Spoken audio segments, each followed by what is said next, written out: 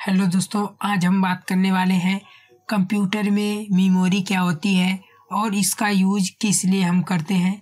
तो यहाँ पे सबसे पहले समझते हैं कि कंप्यूटर में मेमोरी का क्या यूज है। तो सबसे हमारा फर्स्ट टाइम आता है कंप्यूटर सिस्टम की वह इकाई जो सूचनाओं को अस्थायी या अस्थायी रूप से स्टोर करने का कार्य करे, उसे मेमोरी कहते हैं।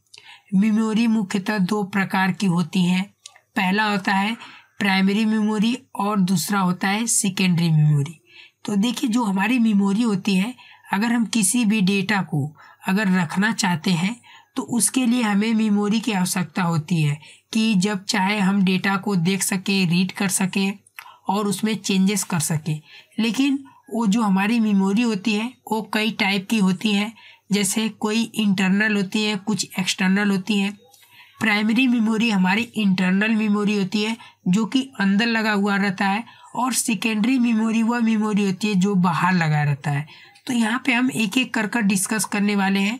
सबसे पहले आपको थोड़ा से मेमोरी के कुछ बता देते हैं, कितने पार्ट होते हैं और किस में कौन कौन से मतलब मेमोरी होती है। तो यहाँ पे देखिए हमारी है मेमोरी। अब देखिए मेमोरी में सबसे हमारा फर्स्ट पॉइंट आता है कि इसमें हमारे पास दो मेमोरी होती है। पहला होता है प्राइमरी मेमोरी और दूसरा होता है सेकेंडरी मेमोरी। प्राइमरी मेमोरी को हम कहते हैं इंटरनल और सेकेंडरी मेमोरी को कहते हैं एक्सटर्नल। अब हम बात करते हैं प्राइमरी मेमोरी में कौन कौन से और मेमोरी आती हैं। तो प्राइमरी मेमोरी में हमारे पास दो मेमोरी आती हैं। पहला आता है सीपीयू और दूसरा आता है मेन मेमोरी। हम बात करते हैं सीपीयू में। देखिए, सीपीयू का मतलब होता है प्रोसेसर।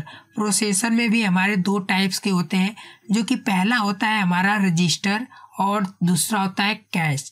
कैश जो होती है बहुत फास्ट होती है, आपको भी पता है। और बात करते हैं मेन मेमोरी में। तो मेन मेमोरी में हमारे पास दो मतलब मेमोरी आती है। पहला आता है रैम और दूसरा आता है रोम।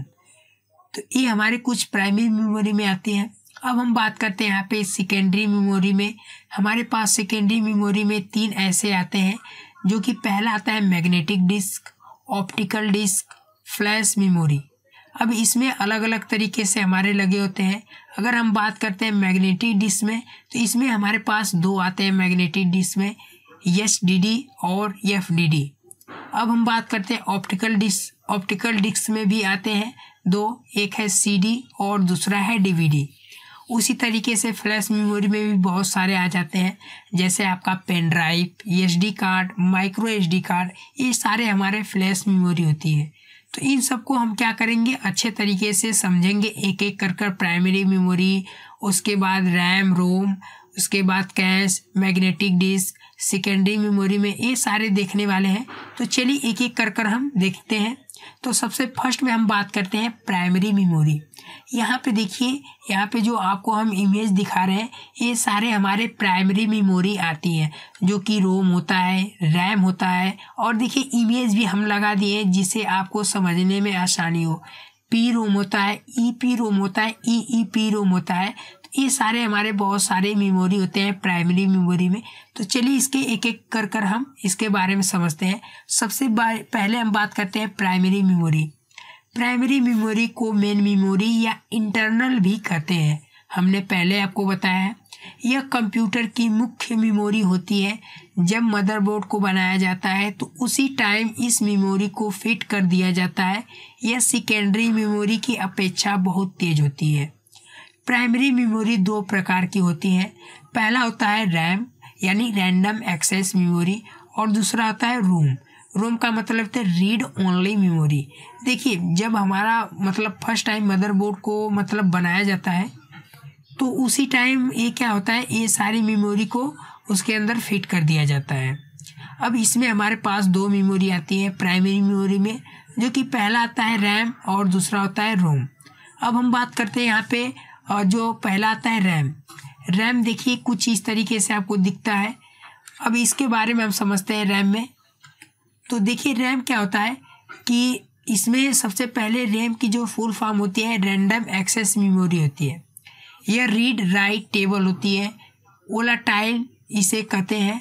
यह तब तक कार्य करती है जब तक कंप्यूटर ऑन रहता है, और इसके अंतर्गत एस रैम और डी रैम मेमोरी होती है। सबसे पहले समझते हैं रैम के बारे में। देखिए जो हमारा रैम होता है ये क्या करता है, तो यहाँ पे देखिए जो ये हमारा होता है रैम। रैम का मतलब जैसे रैंडम एक्सेस मेमोरी, ये तब तक काम करता रहता है जब तक आपका सिस्टम ऑन रहता है। अगर आपका सिस्टम बंद हो गया तो इसमें से जो भी डेटा आप सेव किए रहेंगे वो यहाँ से रिमूव हो सकता है, अगर आप एक निकाल देंगे तब। तो यहाँ पे हम इसके अंतर्गत हम आपको बताए थे यस रैम और डी रैम आता है। जैसे यस रैम में क्या होता है कि इसका फुल फॉर्म होता है स्टैटिक रैंडम एक्सेस मेमोरी। यह फास्ट मेमोरी होती है। यह सीपीयू पर L1, L2, L3 के रूप में लगे होते हैं। यानी L1 का मतलब होता है कि आपका जो कैश मेमोरी होता है उसी के रूप में ये दिखाया जाता है, जो कि कैश मेमोरी सबसे फास्ट होती है, जो कि हम पहले भी आपको बता चुके हैं। अब हम बात करते हैं इसमें जो हमारा अगला आता है डी रैम। देखिए डी रैम क्या होता है इसके बारे में भी हम जान लेते हैं।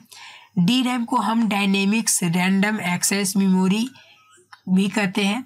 यह मेमोरी प्रत्येक इंटरवल के बाद रिफ्रेश होती रहती है। वर्तमान समय में पर्सनल कंप्यूटर में इस मेमोरी का प्रयोग अधिक हो रहा है, जैसे DDR1, DDR2, DDR3 और DDR4। और इसकी कुछ साइज होती है 32 MB से लेकर 16 GB तक हमारे मार्केट में उपलब्ध है।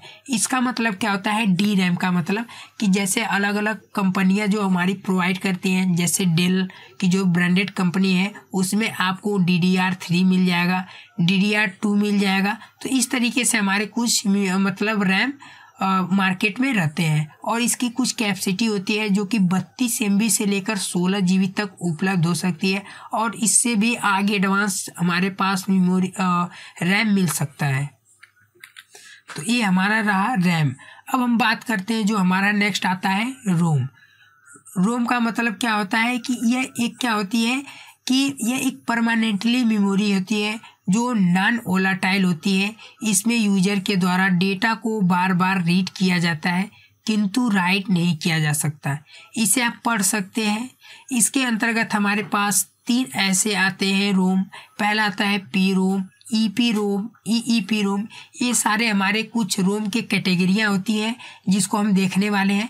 तो सबसे पहले हम बता देते हैं कि यह परमानेंटली इसलिए कहा गया है क्योंकि जब ये हमारा मदरबोर्ड मतलब डेवलप किया गया है तो उसी टाइम इस मेमोरी को लगा दिया जाता है। इसमें आप क्या कर सकते हैं कि डेटा को ओनली टू रीड कर सकते हैं, लेकिन अगर आप इसको पढ़ना चाहें तो पढ़ भी सकते हैं, लेकिन अगर कुछ आप लिखना चाहें तो इसमें लिख नहीं सकते। उसके लिखने के लिए हमारे पास और भी बहुत सारे रोम आते हैं, जैसे पी रोम, ईपी रोम, ईईपी रोम।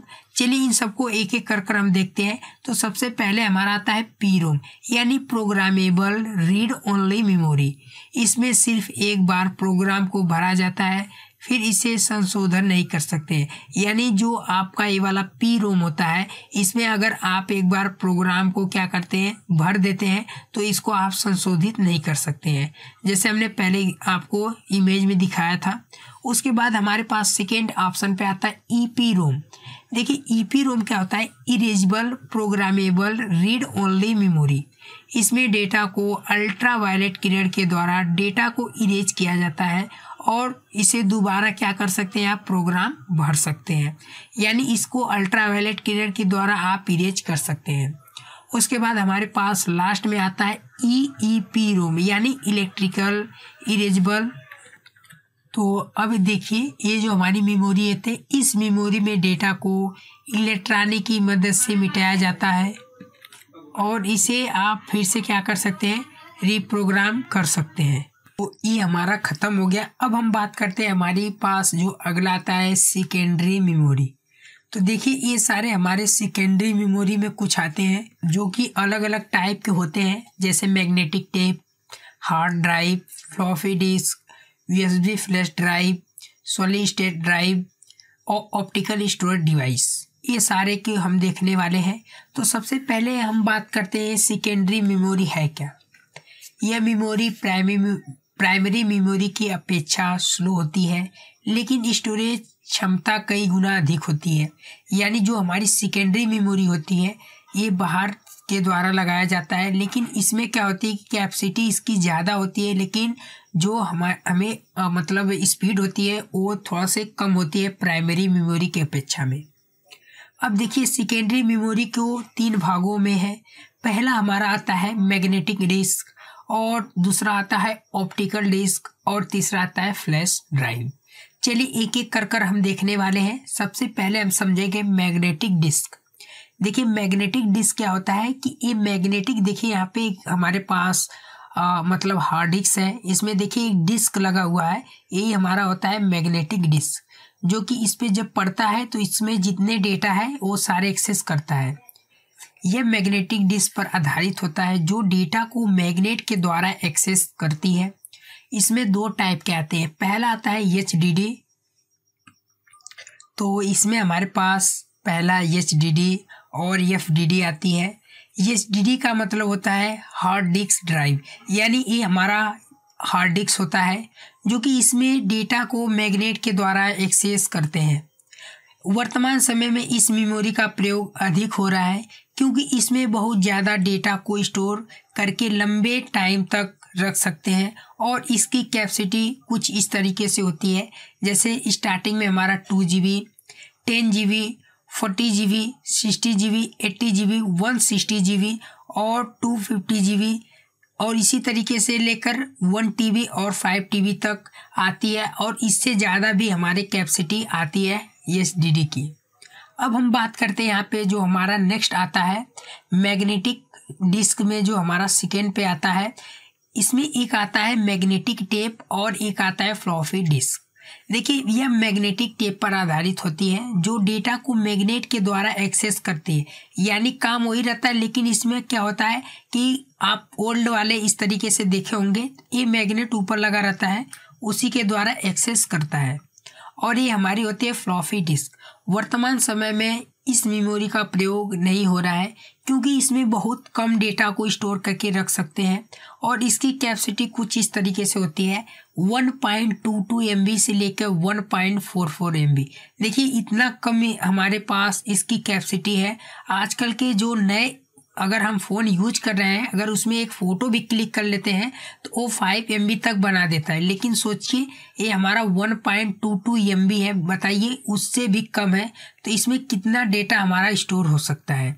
इसके वजह से इसका यूज हमने ख़त्म कर दी, मतलब इसका यूज ख़त्म हो गया है। अब हम यहाँ पे बात करते हैं कि ऑप्टिकल डिस्क क्या होती है। देखिए ऑप्टिकल डिस्क हमारे पास 2 आती हैं। पहला में हमारा आता है यह डेटा स्टोर करने के एडवांस टेक्नोलॉजी होती है जिसमें डेटा को लेजर बीम के द्वारा रीड और राइट किया जाता है, जिसमें 2 हमारे आते हैं, जो कि पहला आता है CD और DVD। देखिए हमारी होती है CD, और इसे क्या कहते हैं, इसे हम कहते हैं DVD राइटर कहते हैं। देखिए CD का मतलब होता है कम्पैक्ट डिस्क। इसमें 2 टाइप के आते हैं, CD-RW, यानी रीड और राइट दोनों कर सकते हैं। इसमें डेटा को DVD या CD राइटर के द्वारा रीड किया जाता है। इसकी स्टोरेज कैपेसिटी 650 MB से लेके 700 MB होती है। देखिए ये हमारा है DVD या CD राइटर, इसी में हम इसको लगाते हैं और इसमें डेटा को हम इजी तरीके से लेजर बीम के द्वारा एक्सेस कर सकते हैं। उसके बाद हम बात करते हैं DVD की। देखिए ये हमारी होती है DVD, यानी DVD का मतलब है डिजिटल डिस्क ड्राइव। यह भी देखने में CD के आकार की होती है, किंतु इसकी कैपेसिटी यानी 4.5 GB से लेके 40 GB तक होती है, यानी CD से बहुत ज़्यादा इसकी कैपेसिटी होती है, इसलिए DVD का ज़्यादातर यूज होता है। तो अब हम बात करते हैं जो हमारा अगला आता है फ्लैश डिस्क। देखिए ये सारे हमारे फ्लैश डिस्क होते हैं, यानी जो भी आप पेन ड्राइव यूज करते हैं, मेमोरी कार्ड यूज करते हैं, ये सारे हमारे फ्लैश डिस्क कहते हैं। यह भी नॉन वोलेटाइल होती है, किंतु इसमें डेटा को रीड और राइट दोनों किया जाता है। यह मैग्नेटिक ऑप्टिकल की अपेक्षा फास्ट होती है। जैसे SD card, SD card, pen drive, देखिए ये सारे हमारे पास फ्लैश डिस्क है, जिसको हम डेटा को आसानी से क्या कर सकते हैं, ला सकते हैं और इसका यूज हम कर सकते हैं। तो ये सारे हमारे कुछ फ्लैश डिस्क होते हैं और इसके अलग अलग नेम से भी हमारे होते हैं। चलिए अब हम यहाँ पे बात करते हैं कि मेमोरी के कुछ यूनिट्स होते हैं। चलिए इन सबको यूनिट्स के बारे में देख लेते हैं। देखिए 1 बिट को हम बाइनरी डिजिट में पहले समझेंगे, यानी 8 बिट्स को हम 1 बाइट कहते हैं। ये हमारे बहुत सारी इसमें से क्वेश्चन भी बनते हैं। 1024 बाइट्स मिलकर 1 KB यानी किलो बाइट्स बनते हैं। 1024 KB मिलकर 1 MB मिलते हैं यानी मेगाबाइट। इसी तरीके से हमारे बहुत सारे यूनिट्स दिए हैं मेमोरी के, ये अलग अलग तरीके से हमारे दिए हैं। और इसमें सबसे हार्ड जो हमारा होता है यूनिट वो है GEOP बाइट, यानी सबसे हाईएस्ट होता है जिसका हम यूज करते हैं। तो ये सारे हमारे कुछ मेमोरी यूनिट हैं जिसको आप इजी तरीके से देखकर समझ सकते हैं। तो आपको समझ में आ गया होगा कि मेमोरी कौन कौन से होती है और किस मेमोरी का क्या काम होता है। अगर आपको कोई भी वीडियो में दिक्कत लगे तो आप हमें नीचे कमेंट बॉक्स में ज़रूर कमेंट कर सकते हैं। अगर आपको वीडियो अच्छा लगा हो तो वीडियो को ज़रूर लाइक करें और इसको शेयर करें। तब तक के लिए मिलते हैं किसी नेक्स्ट वीडियो पे और नेक्स्ट टॉपिक पे। तब तक के लिए जय हिंद।